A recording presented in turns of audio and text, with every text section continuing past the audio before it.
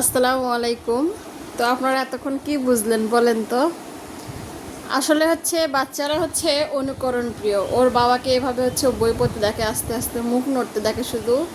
তো ও নিজের থেকে মানে আমার একটা হচ্ছে নোট খাতা নিয়ে মানে মুখ নাড়তেছিল, মানে ও বোঝাচ্ছিল যে আমি বই পড়তেছি আর কি, ওর বাবার মতো। কেমন লাগছে বাবা তোমার? বই হ্যালো। পড়ছো তুমি? কেমন করে বই পড়ে? ওরম করে বাবা অমন করে বই পড়ে? শূন্য বাচ্চা রে।